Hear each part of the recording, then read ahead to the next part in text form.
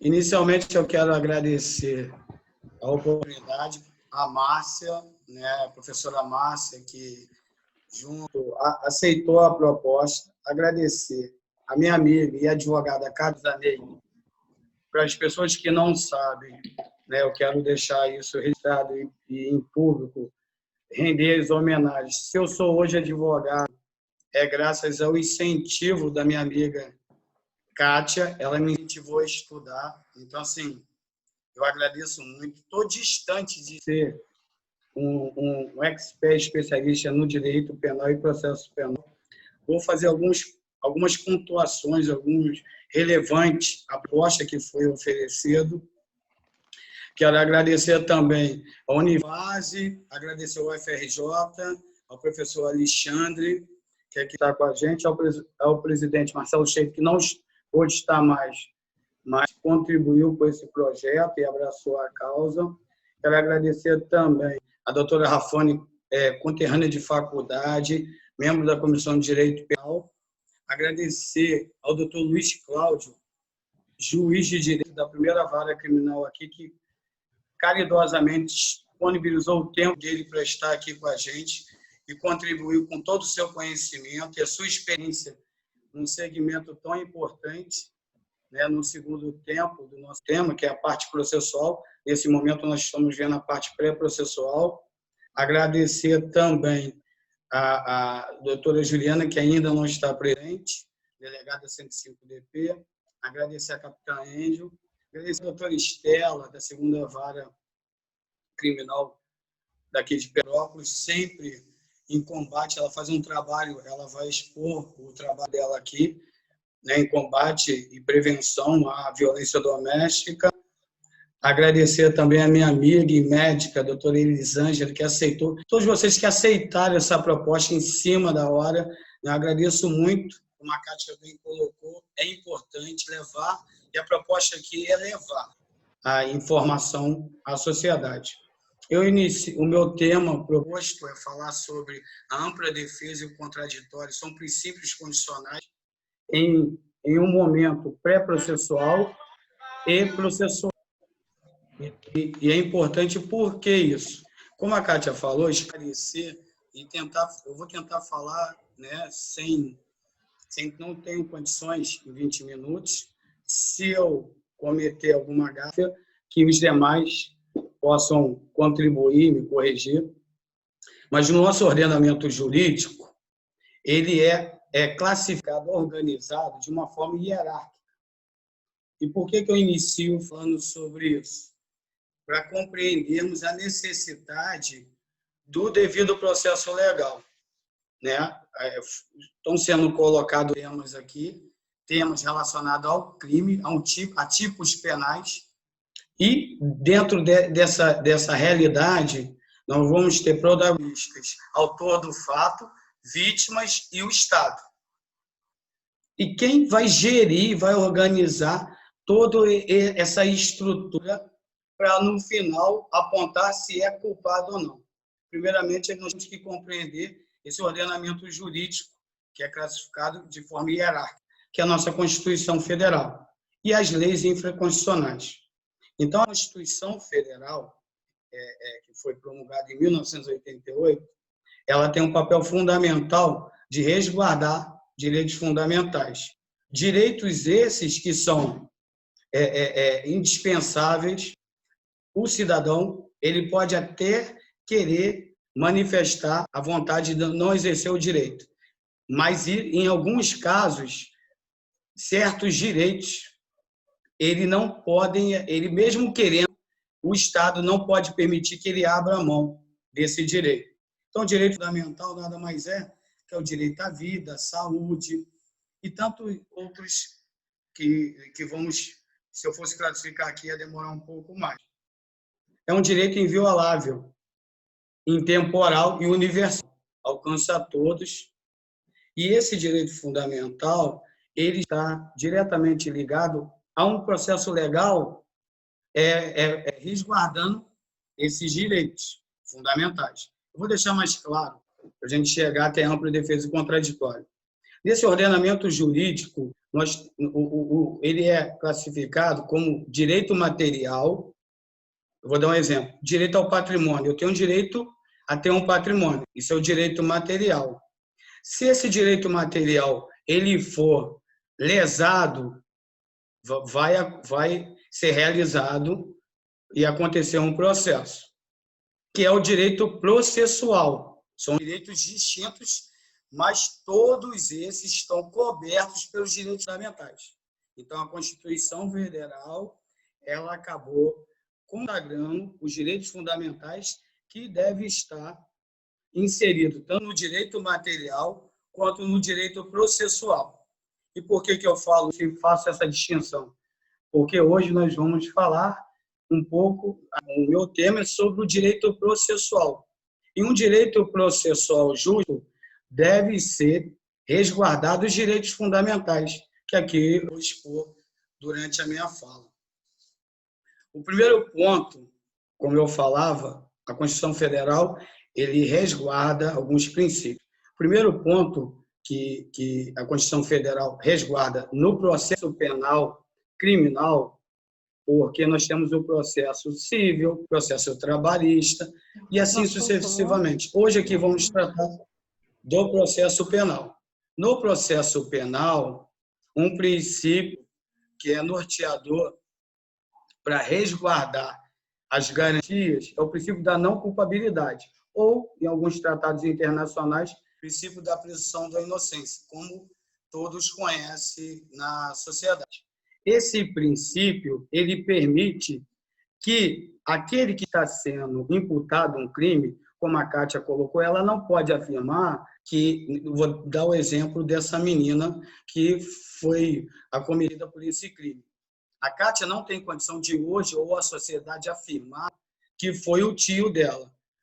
Deve-se realizar todos os atos processuais previstos em lei, com a garantia constitucional dos direitos fundamentais, para que, no final, o magistrado, o juiz, possa dizer, baseado com as provas, se aquele indivíduo está sendo acusado pelo Estado, ele é o autor do fato, ele é culpado ou não. Depois de exaurir todos os recursos que nós, operadores de direitos, fizemos depois de transitado e julgado. Aí ele pode ser apontado como condenado de um crime. Não só condenado, mas culpado de um crime. Então, a presunção da inocência ela vai percorrer todo esse período do processo, até a sua condenação. E isso é muito importante, porque vai impedir que o Estado exceda a atuação dele. Como eu falava em outro vídeo, o direito ele serve para limitar a atuação do Estado e resguardar toda a sociedade. Então, ele vai impedir que o Estado, e também é uma garantia condicional que o próprio, através da presunção da inocência, do processo legal, que o indivíduo responda o processo em liberdade. Via de regra, aquele que responde o processo em liberdade devido ao princípio de presunção da inocência, salvo a exceção, ele vai passar todo o processo até a sua condenação em liberdade. E superar o princípio da presunção da inocência, nós vamos falar de dois princípios que eu fiquei responsável de falar aqui. Mas eu quero falar um pouquinho sobre essa questão do processo e o equilíbrio no processo, no julgamento e os direitos fundamentais dentro do processo, como os constitucionalistas tratam, né, o devido processo legal fundamental, que ali está embutido todo o corpo de condições e garantias condicionais. Quando uma pessoa, um cidadão, ele responde um processo, depois da Constituição de 1988, ela consagrou dois princípios, além do princípio da presunção da inocência, que tratamos, que é o princípio do contraditório e o princípio da ampla defesa. São princípios, esses são importantíssimos, principalmente no processo criminal, porque o processo criminal está lidando com a liberdade do indivíduo. O processo, o princípio do contraditório previsto não só no ordenamento, na Constituição, mas no Código de Processo Penal, ele tem como finalidade que aquela parte que está respondendo o processo possa ter as informações necessárias para poder tomar ciência do que está acontecendo. Todas as informações do processo devem ser informado. Um outro ponto do contraditório é que ele tem o direito de se contrapor todas as acusações realizadas. Então, o contraditório, ele não só vai ter informações, mas o direito de manifestar sua indignação do Estado referente àquelas imputações pelo Estado sendo acusado. Então, o princípio do contraditório tem essa finalidade de levar informação. E é muito interessante que a distinção entre o princípio do contraditório e ampla defesa, porque o princípio do contraditório, as informações e o direito de se manifestar sobre as alegações, ele serve tanto para a acusação, que é o Ministério Público, detentor da denúncia, e tanto para o acusado. Então, é um princípio que alcança as duas partes. O Estado, na pessoa do Ministério Público, que é o promotor, e o acusado, diferentemente do princípio da ampla defesa. O princípio da ampla defesa ele se subdivide em dois momentos, em dois princípios, que é a autodefesa. É a forma, quando o contraditório ele se refere ao direito da pessoa se manifestar e impugnar daqueles atos do Estado, como ele vai fazer isso? Através do princípio da ampla defesa. E através desse princípio da ampla defesa, ele tem duas formas o acusado de se manifestar. Através da autodefesa, ele próprio vai manifestar-se em juízo, em uma audiência, perante a um juiz de direito, sobre as alegações imputadas por ele. E, através dos atos processuais, ele também pode se manifestar, mais limitado. Mas é um direito disponível. Ele pode abrir mão desse direito. O acusado, no direito da autodefesa, ele pode abrir mão de se manifestar, tanto em audiência, tanto é verdade que a Constituição consagrou um direito chamado o direito do silêncio, dele se permanecer calado. É um direito dele. Em contrapartida não, mas nesse mesmo pensamento de direito de defesa, vamos olhar a defesa técnica. A defesa técnica, no processo criminal, ela é exercida ou por um advogado devidamente habilitado nos códigos da OAB, ou um defensor público, que é um advogado do Estado, que ambos manifestam o direito de terceiros, de exercer o direito de terceiros, na condição de procurador. Essa defesa técnica ela tem que ser plena e eficaz. O que isso significa? O advogado ele tem que fazer tudo o que é possível dentro dos rigores da lei para defender o seu cliente, independente de opinião pública. Porque o que está em jogo, além da condenação do cliente, é o enfraquecimento do direito, porque uma vez aquele direito não sendo exercido com eficácia e plenitude, isso causa uma deficiência no processo. E aquele processo que tem o dever legal de ser justo, a balança é desequilibrada.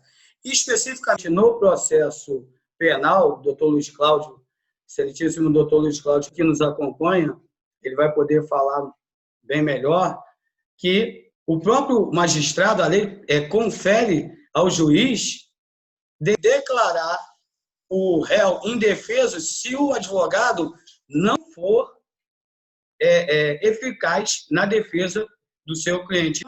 Isso demonstra que a defesa técnica ela é de uma relevância, uma importância para poder equilibrar a paridade de armas, equilibrar todo esse processo que tem um dever legal, ser um processo justo. Por que hoje eu falo aqui? Porque olhamos nas mídias sociais e ficamos indignados com os atos criminosos. Eu, como advogado, também fico.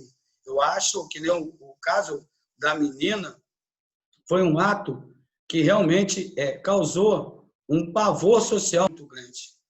E aqui no município de Petrópolis também isso é muito combatido pelas instituições e o judiciário. O doutor Luiz Cláudio deve falar sobre isso também.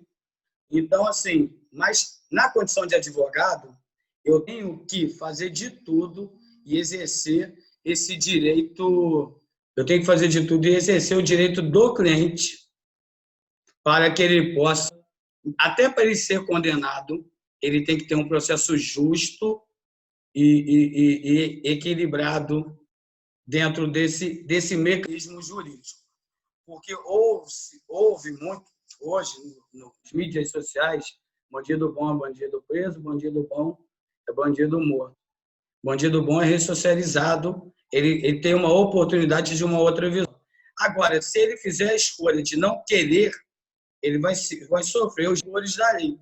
O advogado, eu posso testemunhar um pouco isso, ele não está aí para, como diz o meu pai, passar a mão na cabeça de ninguém, como pensa. Ele está ali para defender o direito do cliente dele e, se caso ele for condenado, ele vai cumprir a sua pena. E detalhe, o ampla defesa e contraditório, esses princípios que eu acabei de falar, ele está tanto na fase processual até a condenação e a fase do cumprimento de pena. E a fase pré-processual, de uma forma mais mitigada, mais restrita, eu digo na fase de delegacia, ele pode ter acesso aos atos de inquérito, que no nosso sistema processual é um sistema misto, tanto acusatório como inquisitorial, porque a fase processual é a fase de investigação, que não existe a obrigatoriedade da publicidade dos atos.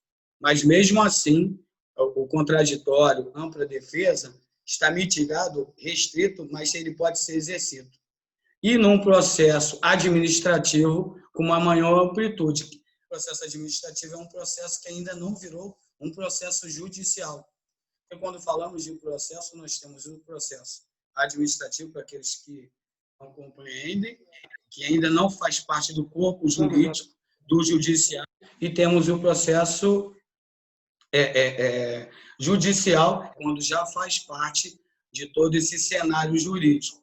É importante os direitos fundamentais num processo justo, porque, ao final do processo, todos os protagonistas, digo, o Ministério Público, que é detentor da denúncia, o próprio advogado e o próprio magistrado que vai sentenciar uma condenação ou uma absolvição, ele vai poder mostrar para a sociedade que aquele processo foi dentro dos rigores da lei e foi justo, sem ferir nenhum direito.